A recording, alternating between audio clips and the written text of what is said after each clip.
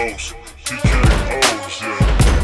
Bows, TKOs, we got bows, TKOs, yeah. Bows, TKOs, we got bows, TKOs, yeah. Bows, TKOs. Bows and TKOs. We are live, episode 110 coming at you from this brutally hot evening from the Valley. I'm your host, Shane Gillette, for this weekly MMA podcast, streaming anywhere you get your podcast with the videos on YouTube. And we have a fun show today. We have some fights that have been announced. We will recap the Ultimate Fighter semifinal, the UFC BJJ 2 event, and the PFL Championships. And then we had UFC Fight Night 108 at the Apex this past Saturday. And this Saturday, we're back to the Apex for UFC Fight Night Vegas 109. So let's jump right into it. Some fights that we have announced. We have Abus Magomedov taking on Joe Pyfer at UFC 320. That is an absolutely fun fight. We also have Kyle Dawkins, short notice, stepping in for Marco Tulio against Michelle Pajeda at UFC 320. On September 27th, we have Junior Tafa taking on Ibo Aslan, and Jimmy Crute getting back right at it, taking on Ivan Erslan. On October 4th, we have Veronica Hardy taking on former Ultimate Fighter alum Brogan Walker. And then October 11th, this will be going down in Rio de Janeiro. We have Rafael Filho taking on Clayton Carpenter. That should be a good fight. And then Charles Oliveira, not far removed from a knockout finish, is taking on the very talented Rafael Fiziev in Rio for the main event. That'll be a very interesting lightweight bout. Thought Charles would probably take some more time off, but he must be confident in the matchup. Probably thinks he can get Fiziev down. October 18th, this is in Vancouver. We have Marlon Vera taking on Ayman Zahabi in a very, very big bantamweight fight. And then we have Bruno Silva taking on Hyunsung Park. Next Tuesday is the first week of the Dana White Contender Series. I don't know all the Contender Series guys. I don't do enough research. I usually watch the fights, listen to the stories. If I like them, then we will start to talk to them as they start their UFC tenure. But one guy to watch out for, Tommy McMillan, local fighter out of the Red Hawk Academy with Sugar Sean O'Malley and Tim Welch. Kid's a stud. I've been to a couple of his events here at Ruff, locally in Phoenix. And he is taking on a young, undefeated grappler that trains with Arman Sarukian, I believe. So really excited for that one. But this week in the Ultimate Fighter, we had the former champion Myron Santos visiting the house, chopping it up with some of the fighters. Wasn't a big scene. But then we had former UFC fighter Joseph Morales winning the fight in the flyweights. This fight I was really excited about. Pretty competitive fight for the most part. But in the first round, Joseph Morales took down Imanol Rodriguez right out of the gates. He had a beautiful blast double, lifted him up over his head, and controlled Rodriguez for the round. Well, in round two, it was more of a striking back and forth battle. I actually thought Joseph landed the more meaningful strikes and won that round, so I was expecting them not to have a third round. Well, they ended up having a third round anyways, just like the fight before. And in the third round, Rodriguez dominated with his grappling as the older Morales looked to slow down. But they still gave the fight to Joseph Morales. Again, why they did the third round, I'm not too sure, especially with that scoring. But a guy who's been in the UFC now is in the Ultimate Fighter finale in Chicago at UFC 319. For UFC BJJ 2, man, there was a lot of offensive action in the big fights, especially in the main event. I kind of criticized the BJJ 1 event. It's really hard to get stoked about watching jiu-jitsu. I do it myself. I like jiu-jitsu. But man, Andrew Tackett is the fucking man. He is the perfect face of the UFC BJJ promotion. He's only 22 years old. But Andrew Tackett and Renato Canuto put on a goddamn show. Canuto coming out offensively, wrestling right out the gates. They had a bunch of good 50-50 positions, reversals, and transitions. But Andrew Tackett becomes the victor with a round 1 submission via Darce choke. But if you have a chance, you could rewatch it on YouTube or Fight Pass. That first round is electric. That's the way you're going to make UFC BJJ appealing to the fans. And then for the first light heavyweight title, Mason Fowler with a round 1 submission via rear naked choke over David Garmo. A lot of round 1 submissions. This promotion really leads the scoring by people that are offensively grappling, and it paid off. Raquel Canuto getting a round 1 submission over Mo Black via knee bar. Those were really the only grapplers that I knew, but I was really excited to see Tackett take on Canuto. What a good fucking fight that was. Moving on to the PFL, the first round of the championships, where the champions will get the $500,000 grand prize. It's no longer $1 million. But we had Movlid Kaibulev dethroning Jesus Pinedo in a dominant 5-round fight. In the 5th round, he got a submission via arm triangle. I'm surprised he did not get the finish earlier, but Jesus battled. He's the guy who got $1 million last year. And one of the newer faces of the PFL, Thad Jean, with a unanimous decision in a hard-fought bout against the veteran grappler Logan Storley. Thad Jean is becoming that dude. He is one of the more marketable guys. And he talked about on the Ariel Helwani show this week of having 2 routes, going and facing off against the PFL Europe guys. I forget the one guy's name that's really famous there, or taking on the former champion. But the next event is August 15th in Charlotte, North Carolina. Obviously, the card was okay. You know, the Jesus fight was pretty dominant, but the Thad Jean fight was good. So that's worth watching back if you didn't get to catch it. But let's talk about UFC Fight Night Vegas 108. Man, I still got some feelings about this card because I killed it on the picks, so much so. If I would have just parlayed my picks on this, I would have made probably $3,000 on $25. But I added baseball to it, and it bit me in the ass. But I went 10-1 on my picks. That has bows and TKOs at 671 wins, 335 losses. We have doubled up the losses overall on the show. 9 no contests or draws. I got the good picks. I'm educated. I study up. This is your place for picks, I'm telling you. Maybe I'll start running some betting on social media. Lots of things I want to get into. Although I'm 110 episodes in, lots to happen here in the future. But on the year, I'm 187 wins, 94 losses, 2 no contests and draws. I am 1 fight away from doubling up my loss record there. To recap this card, to be honest, this card actually delivered a better product than I expected. I knew there was some opportunities for some violent matches, but man, there was some displays put on early. Austin Bashi, a minus 1,000 favorite. Andre Pulyayev and Rinya Nakamura putting on shows in the prelims with first round finishes. I actually had picked Nathan Fletcher in that fight, and he got a liver shot and crumbled fairly quickly. But a massive win by those 3 young fighters. And the main card had some great fights and performances, but the 2 fights that both won fight of the night were absolutely bona fide fight of the year contenders. It will be hard to dethrone them. They're so good I could watch them back over and over. And if it wasn't for the recent Brandon Royval and Joshua Van fight, I think those fights would be the ring leaders for the award. But I'm still giving it to Royval and Van.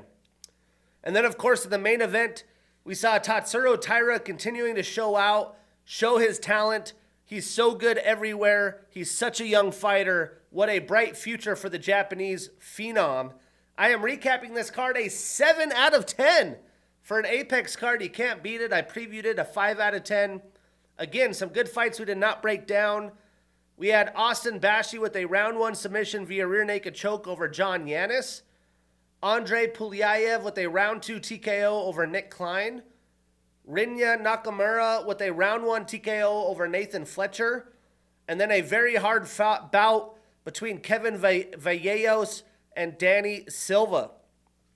But let's kick it off in the prelims We had Rafael Estevam with the unanimous decision over Felipe Bunes. And coming into this fight, Estevam badly missed weight by like 3.5 pounds. He actually went on record, said he was more focused about the fight than making weight. And this is the second time he's missed weight. But not only that, but he won this fight by grappling and smothering Felipe through the entire fight. You know, Bunes didn't do a great job of getting off his back. And because he was taken down so early and often, he didn't get any momentum going in this fight with his striking. But Esteban really didn't have any submission attempts, didn't do a lot of damage with his control, so pretty lackluster bout in my opinion.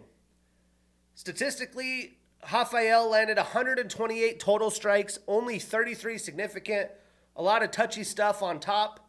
He did have 5 takedowns and 9 attempts, so better than 50%, and 10 minutes and 42 seconds of control time, so more than 2 full rounds. Now, Felipe only landed 38 total strikes, 26 of them significant. He had 2 submission attempts and was 0 for 1 in takedown attempts. So Rafael stays undefeated. He moves to 4-0 in the UFC, but he has missed weight twice.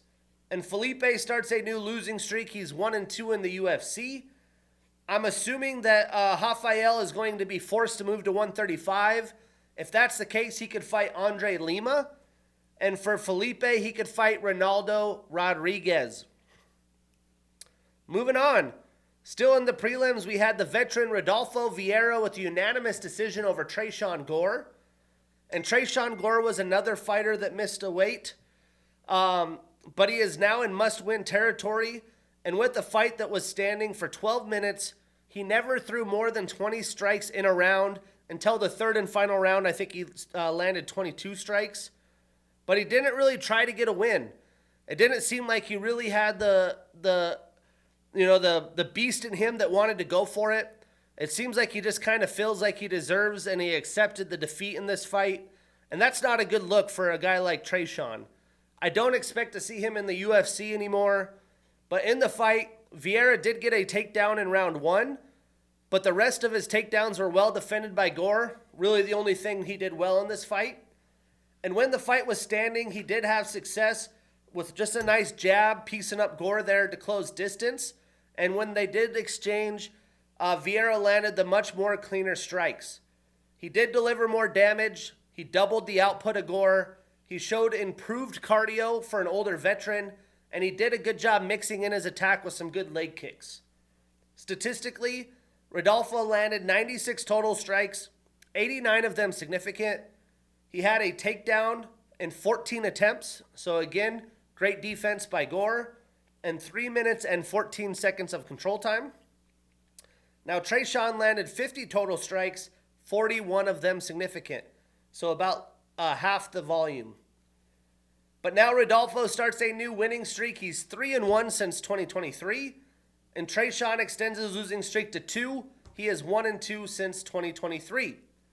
So what's next? Again, I think Tresean gets cut. But for Vieira, how about another veteran in Marc-Andre Barriault? But moving on into the main card, one of the underdogs your boy was firing on all cylinders with. We had Magny with a round 2 TKO over Elizeu Zaleski dos Santos. And in round 1, this was actually a dogfight. Both men had some good exchanges. They ended up in the clinch and were kind of going to war in the clinch for majority of the round. But Neil lives in the clinch. He loves to wear on his opponent, as he usually has the length advantage like he did in this fight. Elizeu was definitely battling and was game. But when they would separate, Neil would land good exchanges on the exits. Good elbows, good punches. I do think Elizeu edged out the first round just from some bigger shots and some nice leg kicks. But round 2, Neil was able to clinch and take Dos Santos down. He landed a shot that rocked Dos Santos. He ended up pouncing on him, put on some nasty ground and pound to get the finish, and he extends his win record in the welterweight division. The old unk, Magny, still getting it done. Statistically, Neil landed 80 total strikes, 42 of them significant. He had 2 takedowns in 3 attempts, and 1 minute and 19 seconds of control time. And Elizeu landed 42 total, 20 significant. He had 1 takedown in 5 attempts and 4 minutes and 40 seconds of control time. So wasn't successful with the takedowns and landed half the volume that Neal did. But Neal ends his 2-fight losing streak. He starts a new winning streak, a big-time win for him. He moves to 3-4 since 2023. And Elizeu extends his losing streak to 2. He is 2-3-1 since 2023. But what's next? Well, I would love to see a veteran showdown. Give me Neal Magny and Vicente Luque. That's the fight to make. And for Elizeu, how about Gunnar Nelson?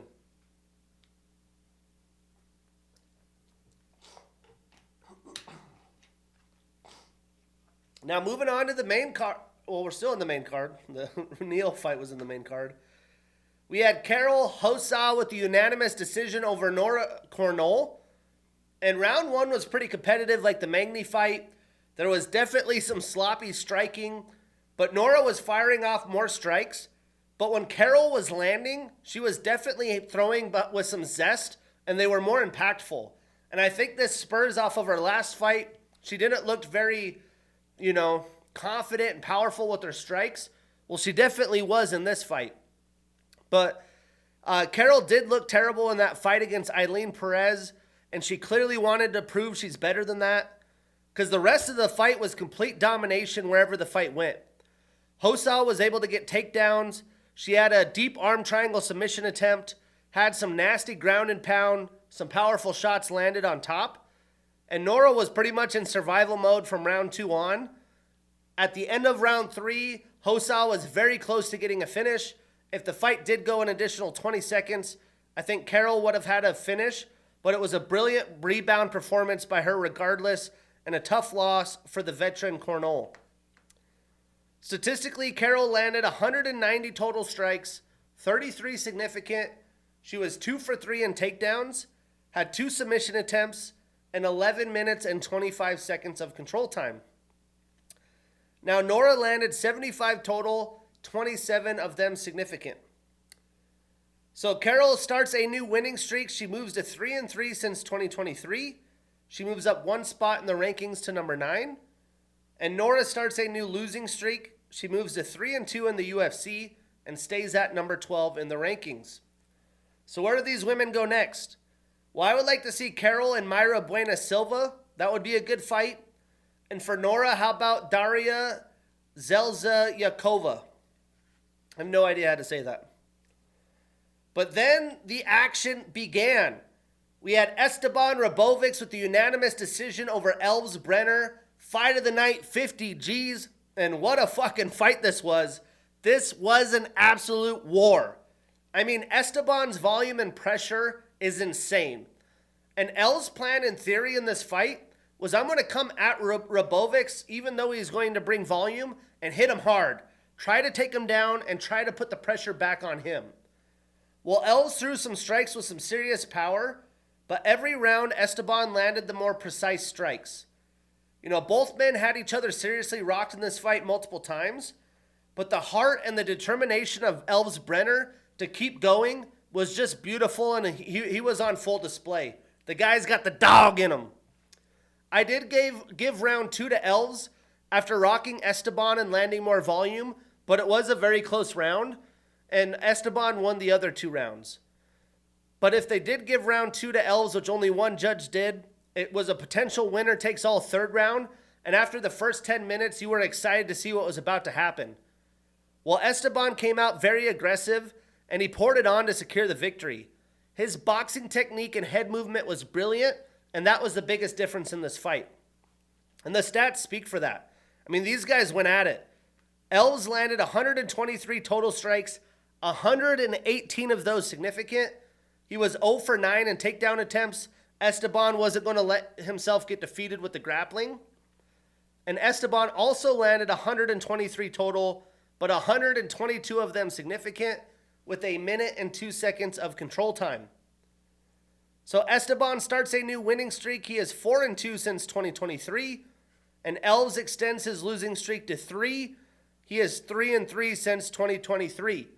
And although he's on a 3-fight losing streak, he has fought very good competition, and I feel like his stock is still going up. But where do these guys go next? I would love to see Esteban getting a big fight in front of a big crowd. So let's book Esteban and Ludovic Klein. And for Elves, how about a banger with Michael Johnson? That would be awesome. And you're like, there's no way this next fight could match up. But if you know the fighters, there was a chance. Well, these boys delivered. Chris Duncan with the unanimous decision over Mateusz Rebecki. Fight of the night, 50 G's for these boys. And, you know, it seemed like Ribovics and Brener was going to be the clear fight of the night. But this was just a little bit different. There was more damage, more carnage. It was an absolute bloody war that was more of a car collision between these two men that train at the same gym. So they do know each other. And they didn't fight like they trained at the same gym. I still give, again, Van and Royval fight of the year. But this was right there, man. I mean, Chris led the dance with some powerful body kicks. He was going to that early and often. And his nice straight jab worked for him for all 15 minutes. And he had some nice powerful hooks as Rebecki came in and closed distance. Now, Mateusz had some good leg kicks. He had takedowns. And he started earning respect from Chris in round 2. Because when he had kind of put his head down and fired some loopy shots, they were landing with some heat. But Chris had the much straighter shots. He was more technical. And there was a big difference with his length advantage. All the body work that Chris did in this fight paid off. Clearly, Mateusz's face was pretty damaged. And one of the biggest moments was a nasty elbow that was just timed perfectly and put a massive mouse on Rebecki's head. His face was pretty much mashed potatoes by round 3. He was dripping blood everywhere. And that was the biggest difference in this fight because it was pretty close back and forth, hard to judge. But the damage that Chris provided was a lot more meaningful. But Mateusz did not back down. He showed he was game. An absolute beautiful performance by both men. They gave it all they had in there.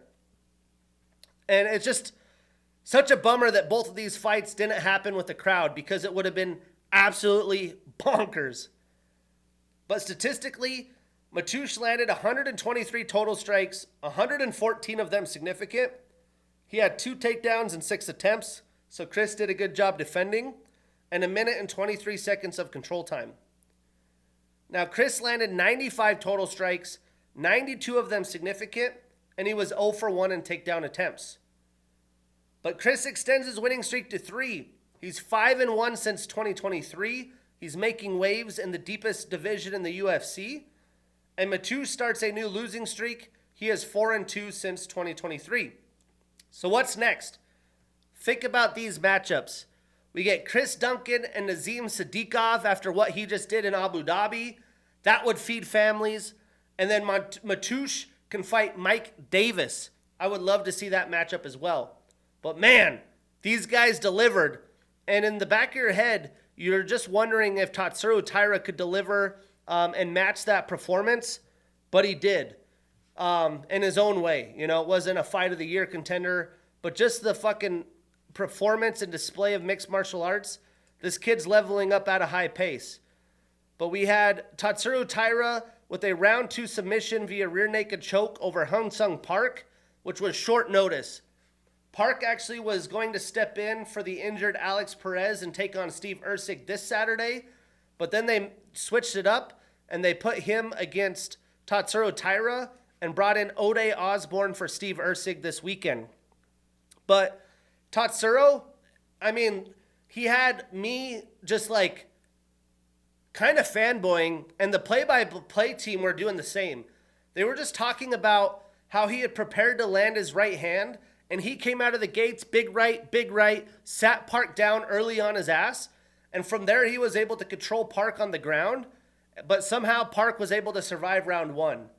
But the way Taira can flow from position to position, going from standing to in the guard to being in like a floating position to have total control, it's unlike any fighter I've seen. Again, he's only 25 years old and he's improving drastically fight to fight.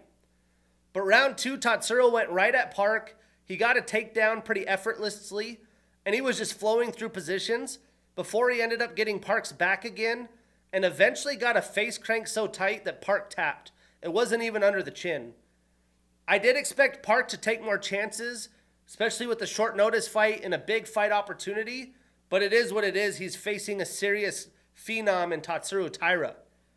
And you got to credit Tatsuro's pressure. He definitely had Park rethinking his game plan quickly in this fight. Statistically, Tatsuro landed 13 total strikes, 7 of them significant. He had 4 takedowns in 5 attempts. If he wanted it, he got it. He had a submission attempt, a knockdown, and 4 minutes and 41 seconds of control time. Hyunsung landed 15 total strikes and 3 significant. And as mentioned, he's already booked back in the octagon as he's taking on Bruno Silva October 18th. Which was not the fight that I had in mind, but it's a fight I like. Tatsuro now starts a new winning streak. He is 5-1 since 2023. He moves up 1 spot in the rankings to number 5.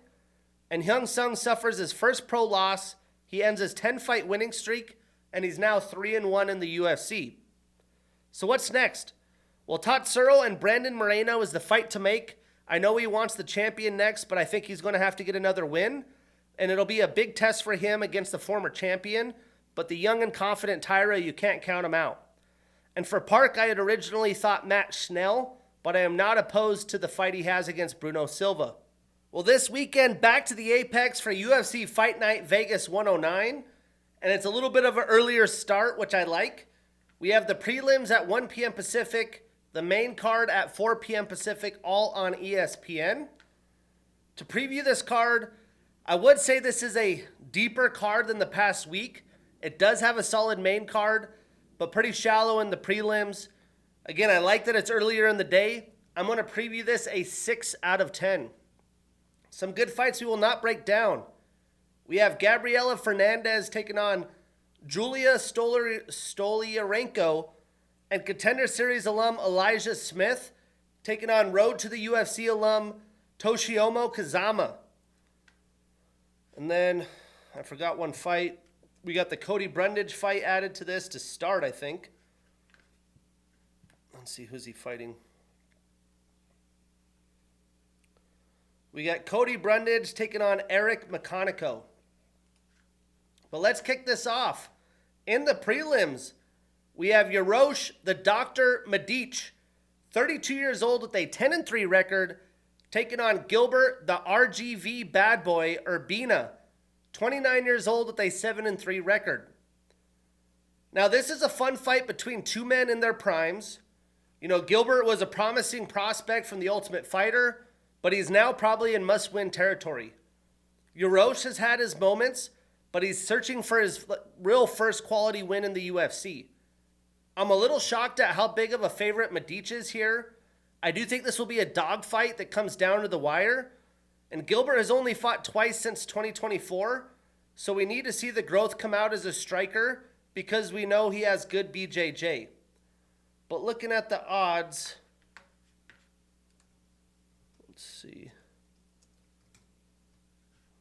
Not a lot of simple odd lines on this for some reason. Uros is a minus 400 favorite. I think the fight's better than that. But breaking it down, Uros trains out of King's MMA. He has a blue belt in BJJ and an orange belt in judo. He's a Contender Series alum. He's on a 1-fight losing streak and is 2-2 since 2023. And 8 of his 10 wins are via knockout.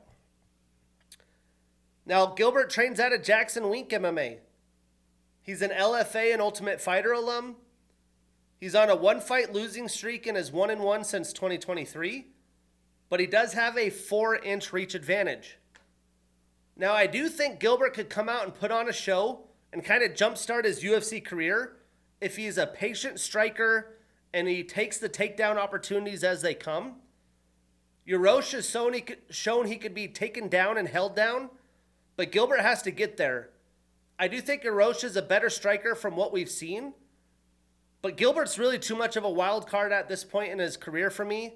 I do think Uros is the best version of himself in the middle of his prime at 32 years old, and he has faced stiffer competition, so I will favor him, and I will take Uros Medic, but I'm avoiding this on any parlay. Might be worth a little sprinkle on Gilbert Urbina. At least on DraftKings, he is plus 350 underdog. Moving on. The final prelim fight will break down. We have Julius Juicebox Walker, 26 years old with a 6-1 record, taking on Rafael Cerqueira, 35 years old with an 11-2 record. Now, this is definitely two men in different situations. Rafael hasn't had much success in the UFC, and he might also be fighting for his UFC career. Julius, who's a former basketball player, has actually looked really solid. He's shown a ton of potential and room for growth, and that's even the reason why I'm breaking this fight down. I doubt this fight will be pretty, but it's going to be a good showcase for Julius. Breaking it down, Julius is on a one-fight losing streak. He's 0-1 in the UFC, but 6-1 as a pro, all since 2023, so he's been active. And 4 of his 6 wins are via knockout. Now, Rafael is on a 2-fight losing streak. He's 5-2 since 2023, but 0-2 in the UFC. 8 of his 11 wins are via knockout, and both of his losses are also via knockout. So to knock out or be knocked out. I do think we'll see some clang and bang here, and whoever has the more cardio should take the fight.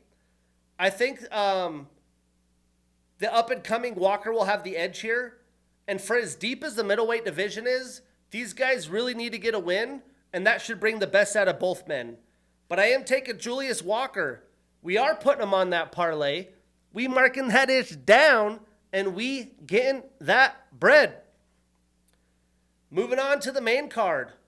We got Eric, ya boy, Anders, 38 years old with a 17-8 record, taking on Christian CLD Leroy Duncan, 30 years old with an 11-2 record. Now, this is a fun test between a solid, well-rounded veteran and an uber-talented young fighter who's looking to put it all together and get momentum rolling his way.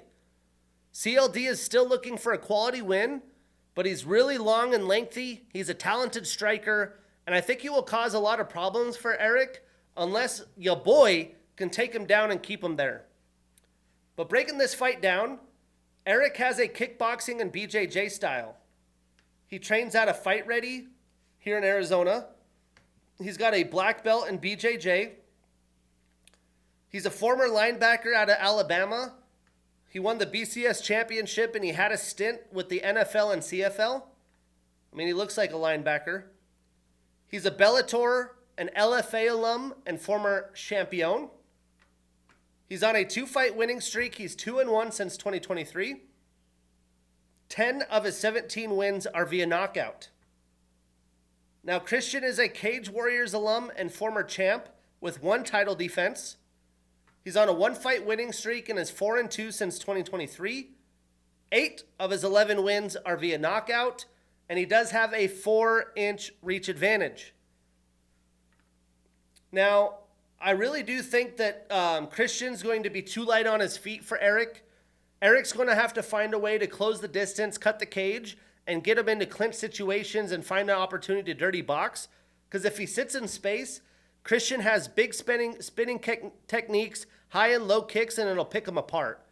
I just think Christian right now has too much potential. I do see an opportunity for Anders to get him down, beat him up a little bit, but I think Christian's about to really burst onto the scene. For that reason, I'm taking Christian Duncan. We are putting him on that parlay. We marking that ish down, and we getting that bread. Moving on.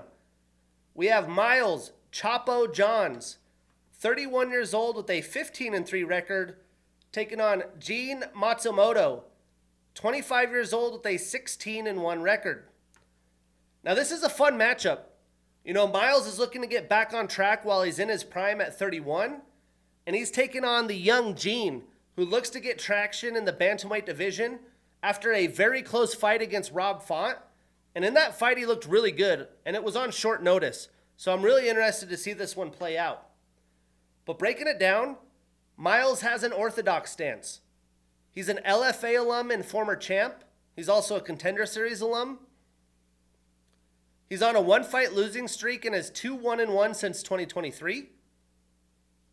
Gene is an LFA and Contender Series alum as well. He's on a 1-fight losing streak and is 3-1 in the UFC, and 6 of his 16 wins are via submission. Now, I like Miles more as a well-rounded fighter. He's a patient fighter, though, and he typically lets the fight come to him and look to counter. Well, Gene is a relentless pressure fighter. He's looking for takedowns to control you and wear you out.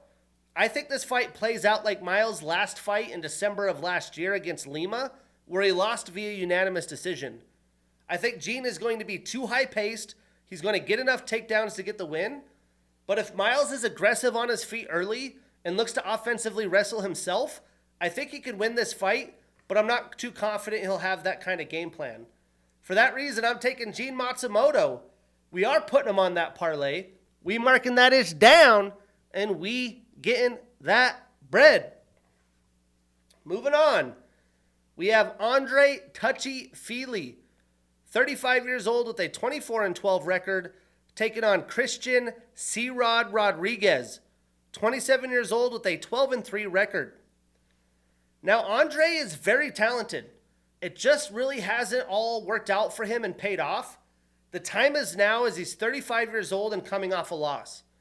If he loses to the younger Christian, who's on a rise, I really do think this would set him back, and this would be the biggest win of C-Rod's UFC career and would be his first non-prospect victory in the UFC. He's been a prospect wrecking machine. Now, Andre trains out of Team Alpha Male. He has the most split decision wins in featherweight history with 4. He's on a 1-fight losing streak and is 2-3 since 2023. He's a Cage Fury and King of the Cage alum. 10 of his 24 wins are via knockout. 4 of his 12 losses are also via knockout. So to knock out or be knocked out. But he is rocking a 2.5-inch reach advantage and a 3.5-inch leg reach advantage. Now, Christian trains at a Rofu Sport MMA Academy. He's a Bellator, LFA, Cage Fury, and Dana White Contender Series alum. He's on a 1-fight losing streak and is 4-2 since 2023. And 4 of his 12 wins are via submission. Now, both men are actually coming off losses to Melquizil Costa. I do think Andre has enough experience to control the pace of the fight, but C-Rod has shown that as the fight wears on, it sways to his favor. I think this fight is a fun back-and-forth showdown that could go everywhere, but I think Andre is a better striker today and will find a way as he almost has to. For that reason, I'm taking the underdog that we had a couple hit last week. He's plus 200. The dog's coming to eat. I'm putting Feely on that parlay as well. We marking that ish down, and we getting that bread.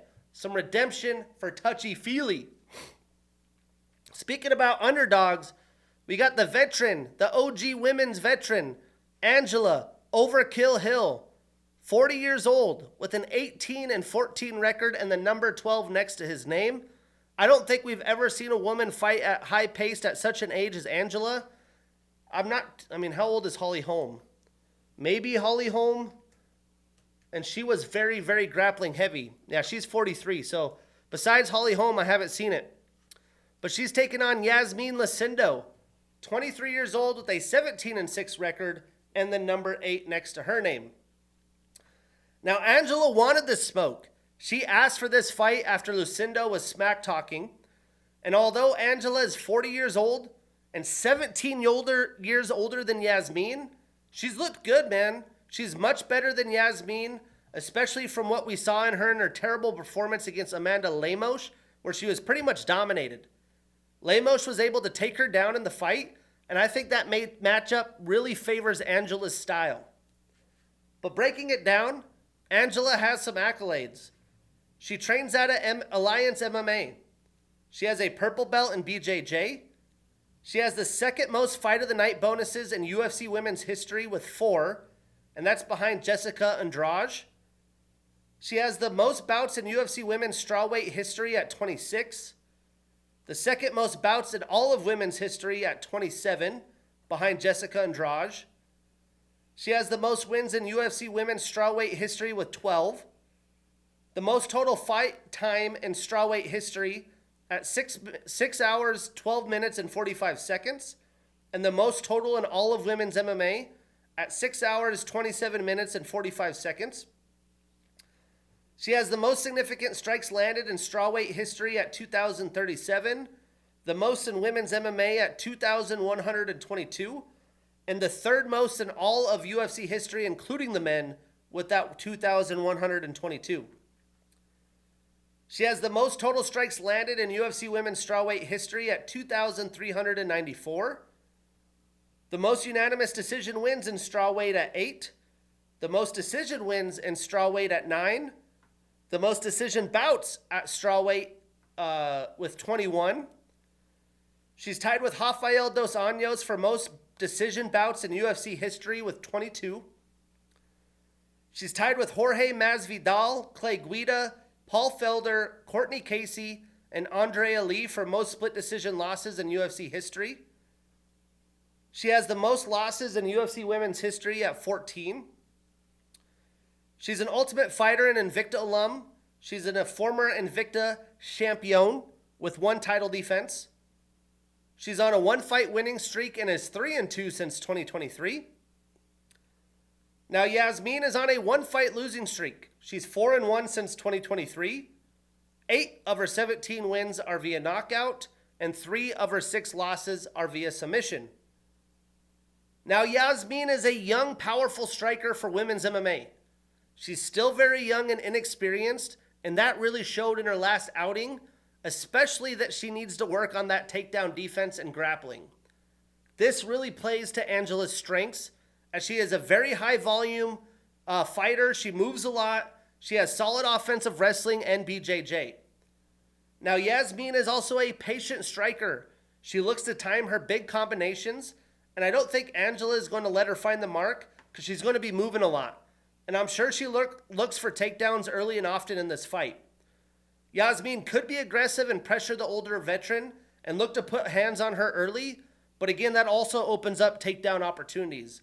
For that reason, I'm taking another underdog. The dog's coming to eat. I'm taking Angela Hill. We putting her on that parlay.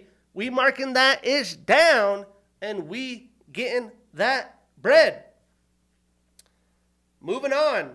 We have Steve Astro Boy Erceg, 30 years old with a 12-4 record and the number 10 next to his name, taking on Odie, the Jamaican sensation Osborne, 33 years old with a 13-8 record.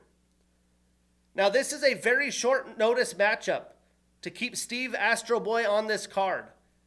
Odie is in the middle of his prime right now, but is getting the biggest chance of his UFC career, even though he has 1 win in his last 4 fights. Steve is really impressed in his short UFC career, but he's really been fed to the wolves and the best the division has to offer. But now he gets a winnable matchup to get back on track and show us what he's capable of. Breaking it down, Steve is on a 3-fight losing streak and is 3-3 in the UFC. 6 of his 12 wins are via submission. Now Odie has a southpaw stance. He has a purple belt in BJJ and kickboxing. He's an RFA and Contender Series alum. He's on a 1-fight winning streak and is 2-3 since 2023. Now, I really do think that Steve is better everywhere and is going to lead the dance. Odie looks to keep a lot of movement going and stay away from Steve's power in this fight. I think Steve controls the distance and is the fighter that's pressuring forward and will mix in takedowns to keep Odie guessing. I actually think that Alex Perez and Hyunsung Park were tougher fights for Erceg. For that reason, I'm taking Astro Boy. We're putting him on that parlay. We marking that ish down, and we getting that bread. Moving on to the main event. We have Anthony Fluffy Hernandez, 31 years old with a 14-12 record and the number 10 next to his name, taking on Roman the Caucasian Dolidze, 37 years old with a 15-3 record and the number 9 next to his name. Now this is a solid fight, but I am surprised it's the main event. Fluffy has been on an absolute tear, grappling and wearing out his opponents.